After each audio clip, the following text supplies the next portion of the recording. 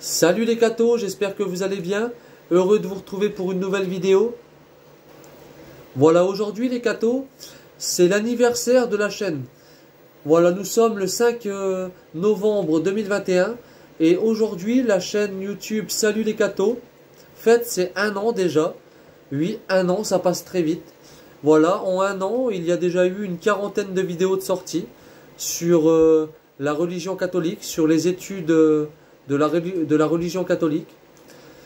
Et dans ces 1 an, je suis très heureux d'avoir pu étudier de mon côté pour vous redonner à vous. Voilà, ça a été vraiment un plaisir. Je voulais aussi remercier tous les gens qui ont pris le temps d'écouter les vidéos, tous les gens qui ont mis des pouces bleus, tous les gens qui ont fait des partages. Et voilà les cathos, si vous voulez continuer à suivre les vidéos, n'hésitez pas à vous abonner pour recevoir les vidéos qui suivront par la suite. Voilà, aujourd'hui les cathos, notre vidéo va être sur le bienheureux Carlo Acutis. Voilà, Carlo Acutis, c'est ce jeune qui m'a inspiré à travers sa vie, qui m'a vraiment inspiré pour ouvrir cette chaîne YouTube et pour moi aussi faire des enseignements catholiques. Lui tenait un blog sur les miracles eucharistiques à son époque. Et en regardant sa vie qui était si simple, et je me suis beaucoup reconnu à travers ce bienheureux que j'espère un jour sera canonisé. Et à travers sa vie, je me suis beaucoup retrouvé. Et vous voyez, on sort tout juste de la Toussaint. Et nous voyons que les saints aujourd'hui continuent à évangéliser ou à même nous inspirer, nous qui sommes ici sur cette terre, pour nous aider à avancer sur les pas de sainteté que eux ont déjà atteints, vous voyez. Et voilà donc, aujourd'hui j'aimerais vous présenter donc Carlo Acutis à travers un petit reportage qui est très très beau sur sa vie. Et j'espère vraiment que ce reportage va vous plaire. Et nous allons aussi voir à travers ce reportage que parfois c'est dans les trucs les plus simples qu'on retrouve vraiment Dieu dans sa lumière. Voilà, donc n'hésitez pas à mettre un petit pouce bleu les cathos si la vidéo vous a plu. Et je vous dis à une prochaine vidéo. Voilà, merci pour votre soutien. Voilà, que Dieu vous bénisse. Et à plus les cathos.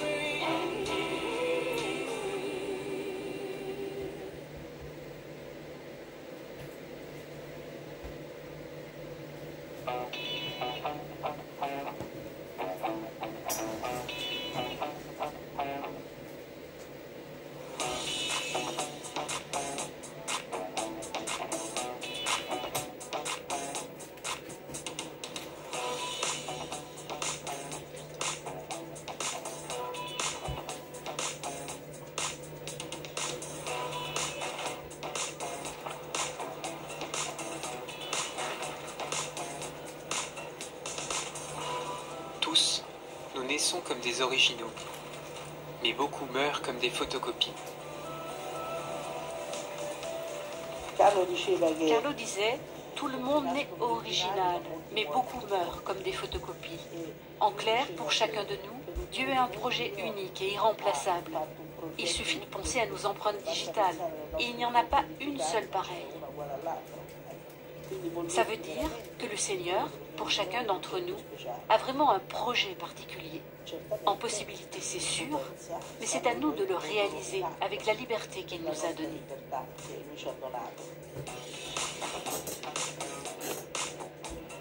peut rentrer au ciel quand on a un portable dans la main, mais on peut rentrer au ciel avec des écrans dans nos vies. Et puis on peut penser qu'aujourd'hui, la sainteté n'a pas dit son dernier mot, mais que l'Église va nous proposer des nouveaux modèles. Et ce modèle que le pape François propose aujourd'hui, c'est Carlo.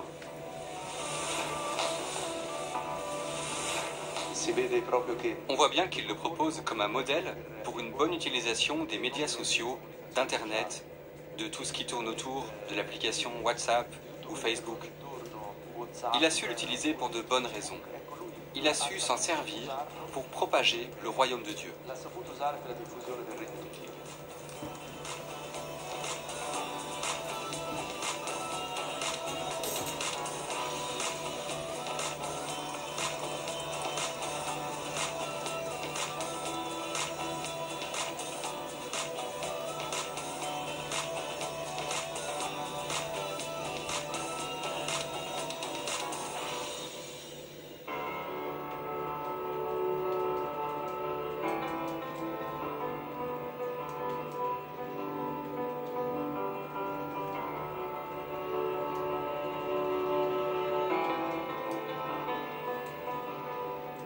Carlo, c'est vraiment le saint ordinaire. Carlo, c'est celui qui met en œuvre et en pratique la phrase que Mère Teresa disait « On ne peut rien faire de grand, mais que des petites choses avec un grand amour ». Il est né en 1991, il a une vie totalement banale, il va à l'école maternelle, au primaire, au collège, puis au lycée. Carlo, voilà, c'est un jeune qui grandit dans son quartier. Alors on peut aller à l'école et puis s'ennuyer, traîner ses baskets. Mais Carlo, quand il va à l'école, c'est l'occasion de rencontrer les gardiens d'immeubles, les gens qui sont là et qui le croisent sur son chemin. Et pour chacun, il a un petit sourire, un petit regard.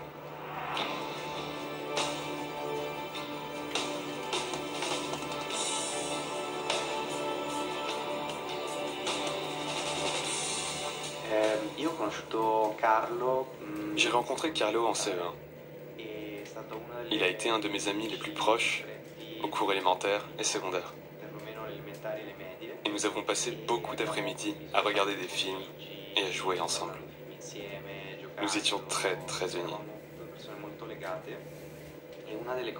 Une des choses que j'ai toujours appréciées chez lui, c'est qu'il était une personne très simple et qu'il ne jugeait jamais personne. Carlo était un grand passionné d'informatique et surtout il aimait faire des vidéos, souvent comiques, en filmant des animaux qui étaient dans la maison, des vidéos drôles et puis, comme je ne suis pas un grand expert en informatique, il me montrait le produit une fois terminé. C'était des vidéos très drôles.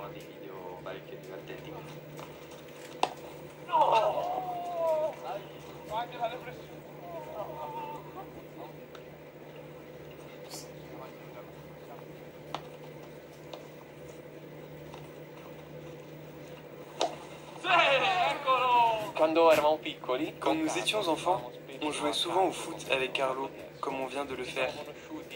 On s'est connus à l'âge de 6 ans, pendant un été, parce que mon frère et moi, on allait chez ma grand-mère à Assise passer quelques semaines en été.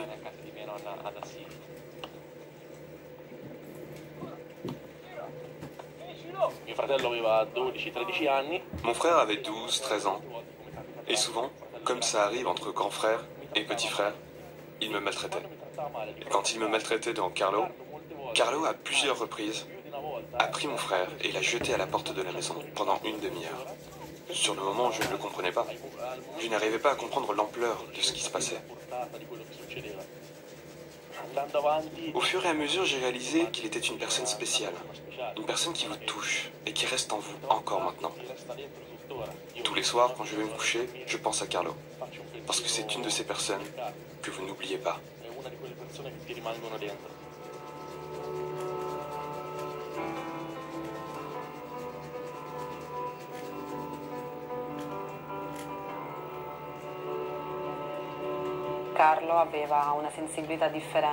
Carlo avait une sensibilité différente sur la religion, même quand nous étions enfants. Mon frère et moi, contrairement à Carlo, avons eu une autre éducation. Mais Carlo, je dois dire, a essayé de nous orienter vers quelque chose d'un peu plus spirituel.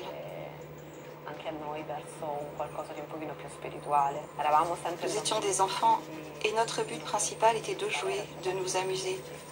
Mais quand on se promenait à Assise, une ville riche en églises, en culture spirituelle et religieuse, je dois dire qu'il aimait nous emmener dans les églises, juste pour les visiter.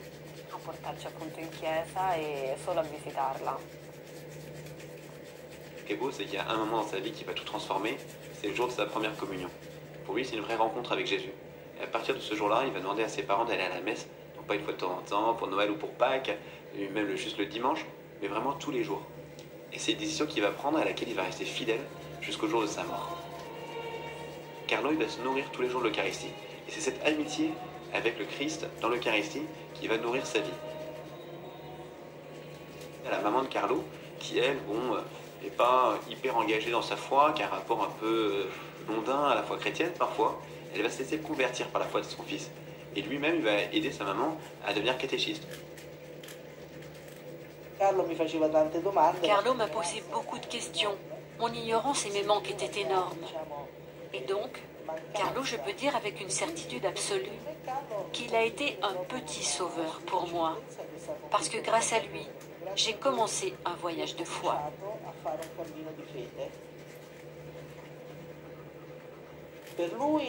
Pour lui, sa journée, c'était de rencontrer Jésus à la messe. Juste pour vous faire comprendre à quel point il y tenait. Quand on partait en voyage, la première chose qu'il demandait, c'était de savoir où était l'église la plus proche pour pouvoir assister à la messe et ne pas manquer cette rencontre avec Jésus à laquelle il tenait tant. Il disait que nous avons beaucoup plus de chance que ceux qui ont vécu il y a 2000 ans à côté de Jésus. Parce qu'il suffit d'aller à l'église locale la plus proche et nous avons Jérusalem chez nous. Pour lui, c'était évident que Jésus est réellement présent là où il y a un tabernacle.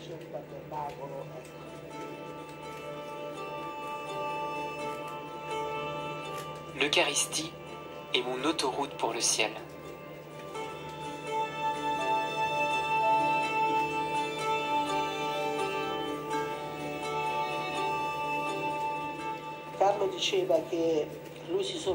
Carlo disait qu'il était surpris de voir des personnes faire des kilomètres de queue pour se rendre à un concert de rock, ou à un match de football, ou bien pour aller voir le dernier film sorti.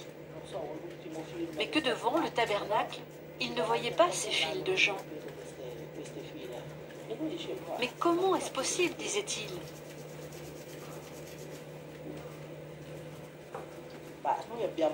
Nous avons Jésus vivant et réel dans le tabernacle et personne ne fait la queue. Carlo le savait très bien et il était vraiment convaincu de cela. Il disait souvent que beaucoup de gens passent des heures au soleil pour bronzer, mais devant Jésus, vous devenez des saints. Il était profondément convaincu que cette relation avec Jésus élève notre âme, nous change et nous aide intérieurement. Lorsqu'il faisait l'adoration eucharistique, il disait qu'il ressentait vraiment cette forte présence de Jésus en lui, qu'il était comme aspiré dans le tabernacle.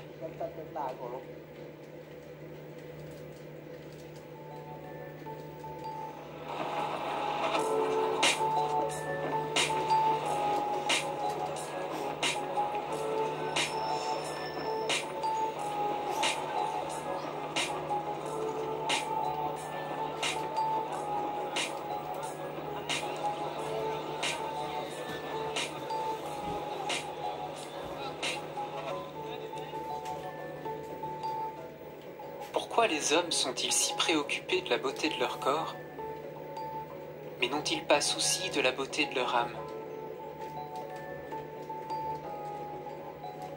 Carlo vit pas dans sa bulle.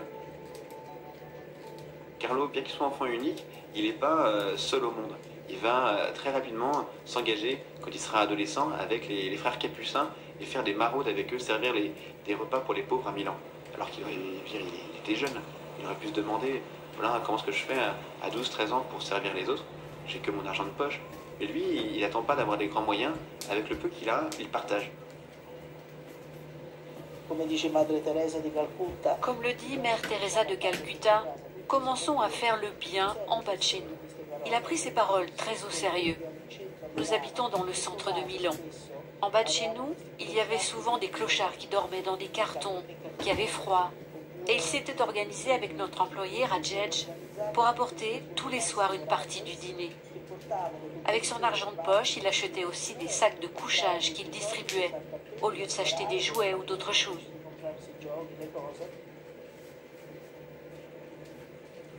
Pour Carlo, dont le meilleur ami c'était Jésus, il y avait quelque chose d'important dans l'amitié pour lui, c'était de partager cette amitié avec le Christ. Ses parents avaient un employé, il s'appelle Rajesh. Rajesh, il vient de la caste des Brahmanes, donc une des castes les plus hautes de l'Inde. C'est quelqu'un qui avait un statut en Inde, mais qui n'avait pas beaucoup d'argent, qui est venu en Italie pour trouver un travail. Le seul qui traitait avec respect, Rajesh raconte dans son témoignage, c'est ce petit enfant qui ne le traitait pas comme un esclave, mais comme un ami. Il a vraiment voulu vivre une amitié avec Rajesh, et cette amitié, elle a été transformante pour Rajesh. Bonjour, je suis Rajesh. Je voulais vous dire que nous venions souvent ici avec Carlo pour des promenades. Avec le chien aussi. Et puis il a amené le frisbee avec lui. Et nous nous sommes beaucoup amusés dans ce parc. Dans chaque coin que je regarde, il y a des souvenirs.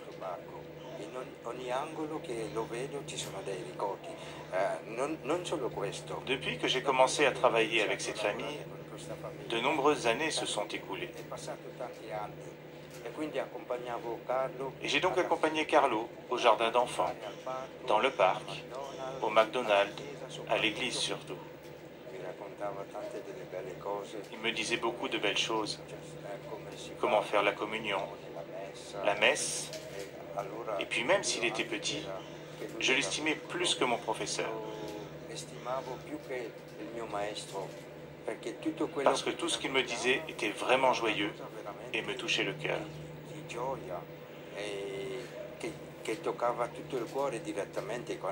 Il m'a dit des choses sur le Seigneur, sur Notre-Dame. Et puis lentement, j'ai aussi senti que je me convertissais de l'intérieur.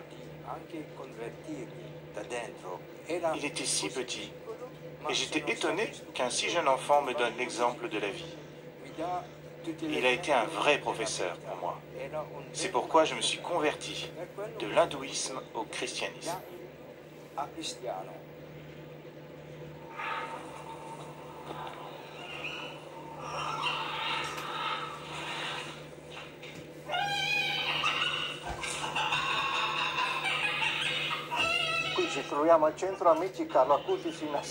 Nous sommes ici au centre des Amis de Carlo Acutis à Assise. Ce centre a été voulu par les parents de Carlo parce que c'était un garçon qui aimait la nature et les animaux. De fait, dans ce centre, nous avons plusieurs chiens, des perroquets, des oiseaux de différentes espèces.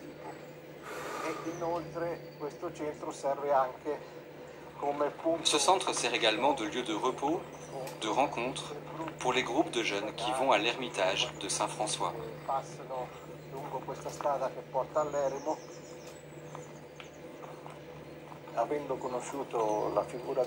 Ma conversion est pratiquement arrivée par hasard, ayant connu la figure de Carlo sur Internet.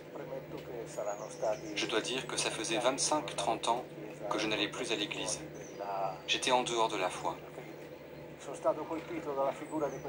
J'ai été tellement impressionné par la figure de ce garçon qu'en septembre 2013, sachant qu'il était enterré à Assise, j'ai voulu tout de suite aller sur sa tombe.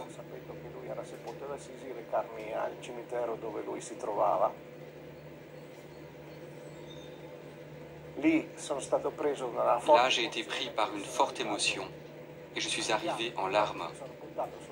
Je me suis jeté sur la tombe et je ne sais pas combien de temps j'y suis resté à pleurer. De là, ma foi est pratiquement née à nouveau.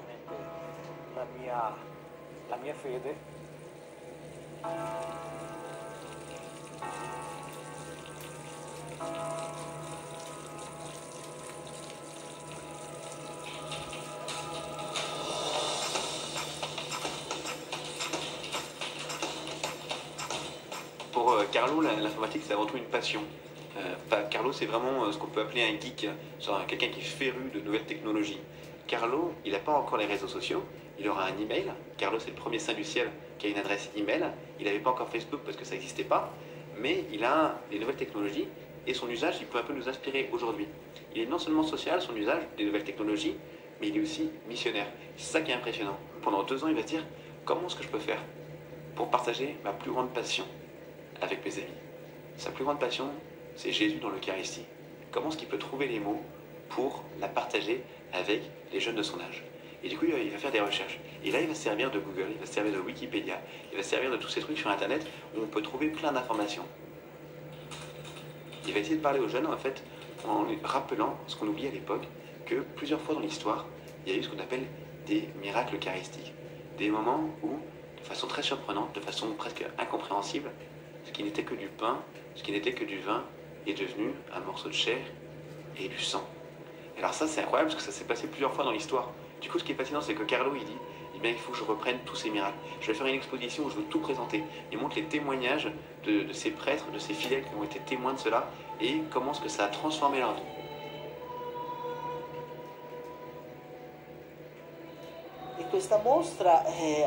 Cette exposition a voyagé sur tous les continents, aux États-Unis, dans plus de 10 000 paroisses, dans des sanctuaires comme Fatima, Par El Monial, Guadalupe.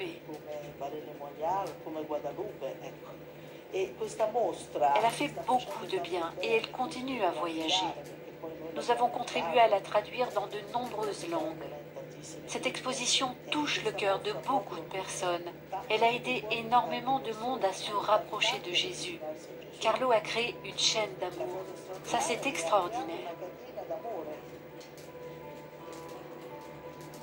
Le seul problème, c'est que quelques jours avant son inauguration, il commence à sentir un peu des malaises, il commence à se sentir mal, à avoir des vomissements, et les symptômes s'aggravent, à tel point que sa maman se préoccupe. Et à ce moment-là, sa maman, elle dit qu'il faut aller à l'hôpital.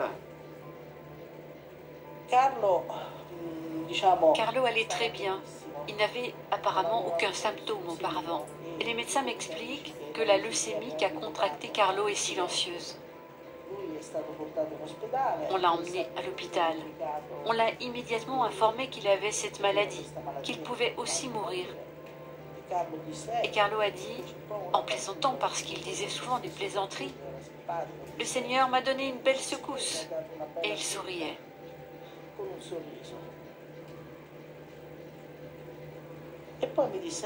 Et puis il m'a dit, « Maman, je ne sortirai pas d'ici vivant. Mais tu verras, je te donnerai beaucoup de signes après. » Et de fait, Carlo n'est pas sorti vivant. En 3 jours, il est mort, parce que cette maladie est dévastatrice. Les blastes ont proliféré dans le sang et il est mort. Ça a été très rapide.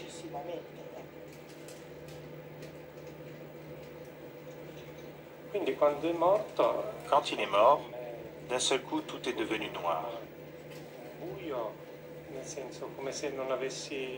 Et j'ai pensé, peut-être que je n'ai pas compris, que je me suis trompé, que j'ai cru qu'il se passait des choses particulières. Je n'avais plus aucun repère concret. Voilà, c'est ça. Être brutalement dans le noir, privé de repères, même en ce qui concerne la foi.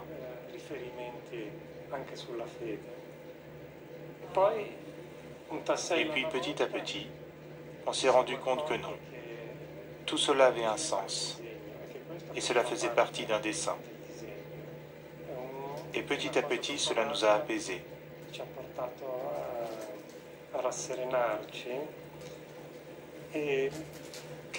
Je crois que dans ces difficultés, chacun reçoit des grâces spéciales qui aident à supporter la douleur. Surtout, nous avons eu des grâces qui nous ont aidés à comprendre que nous ne sommes pas dans une loterie folle, mais qu'il y a un projet d'amour derrière tout cela. Cela nous a apporté une grande paix. Et avec le temps, ça m'a aidé à guérir la douleur de cette séparation si brutale.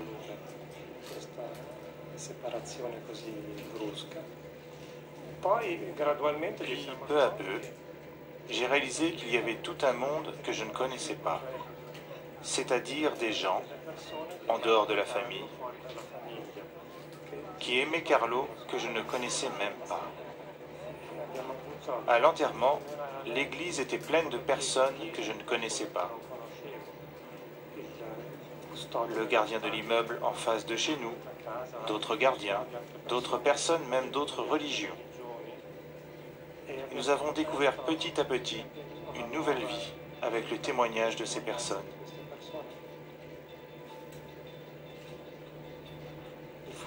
L'enterrement a été absolument unique. C'était presque comme une fête.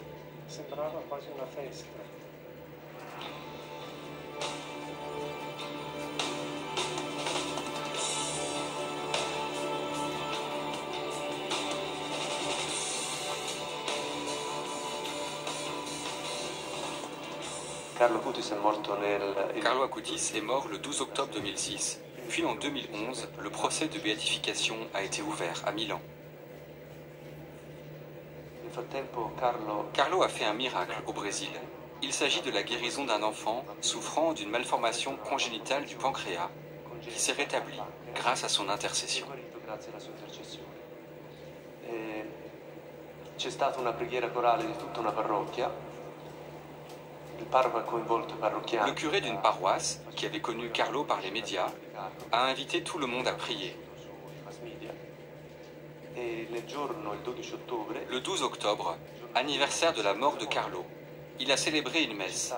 Et à la fin de la messe, un enfant gravement malade du pancréas, qui était dans les bras de son grand-père, qui priait pour sa guérison, a été guéri miraculeusement.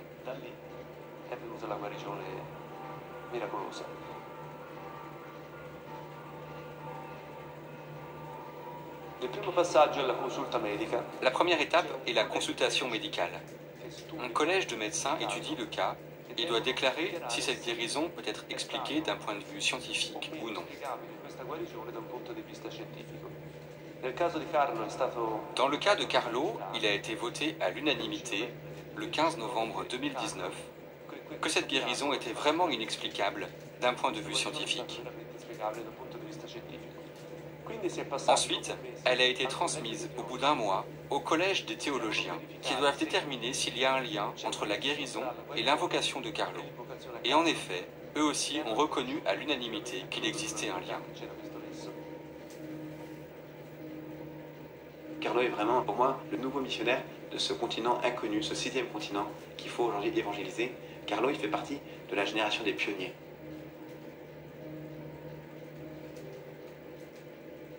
La mort de Carlo m'a certainement fait réfléchir sur le sens de la vie. Si Dieu existe, parce que ce sont des questions qu'on se pose à l'adolescence. Pourquoi est-ce que je crois? Est-ce que c'est moi qui veux croire? Ou bien est-ce que je subis passivement la façon de penser que quelqu'un m'a enseigné?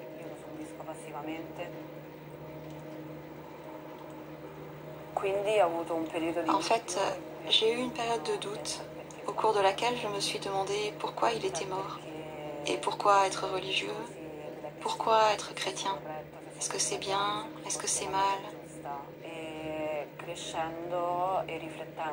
Maintenant, j'ai grandi.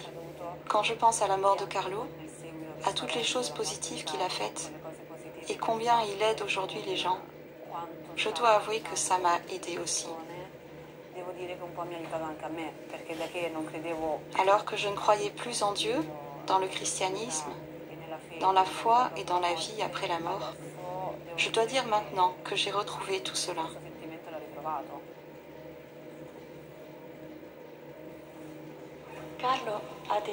Carlo nous a dit « Être toujours unis à Jésus, voilà le but de ma vie. » Et cette phrase me touche beaucoup parce qu'elle me rappelle ce qu'est l'essentiel. Être toujours dans un cœur à cœur avec Jésus.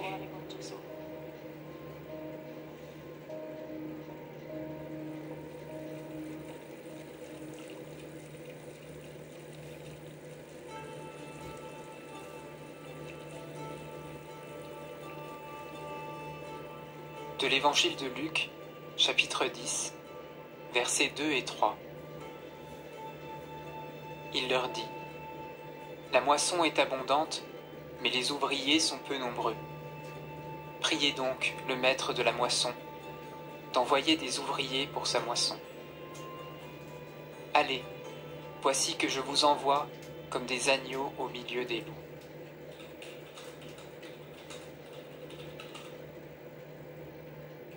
Carlo a connu les débuts d'Internet et il a été un des premiers à utiliser les nouvelles technologies pour les mettre au service de la foi. À sa suite, donne-nous, Seigneur, d'être audacieux et imaginatifs, que nous n'ayons pas peur de nous emparer de tous les outils à notre disposition pour transmettre ton amour et diffuser l'Évangile.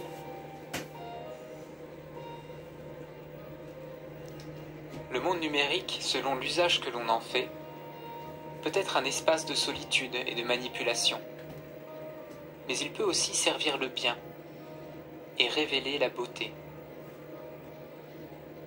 Seigneur, fais de nous des instruments de cette beauté que tu veux communiquer au monde, que nous soyons attentifs à mettre en valeur ce qui est bon dans l'homme.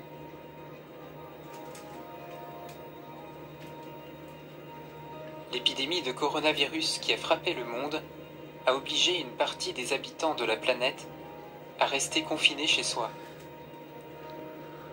C'est alors qu'Internet et les réseaux sociaux ont montré leur incroyable puissance à nourrir la communion et entretenir la solidarité. Seigneur, fais que nous puissions continuer sur ce chemin en sachant discerner les signes des temps.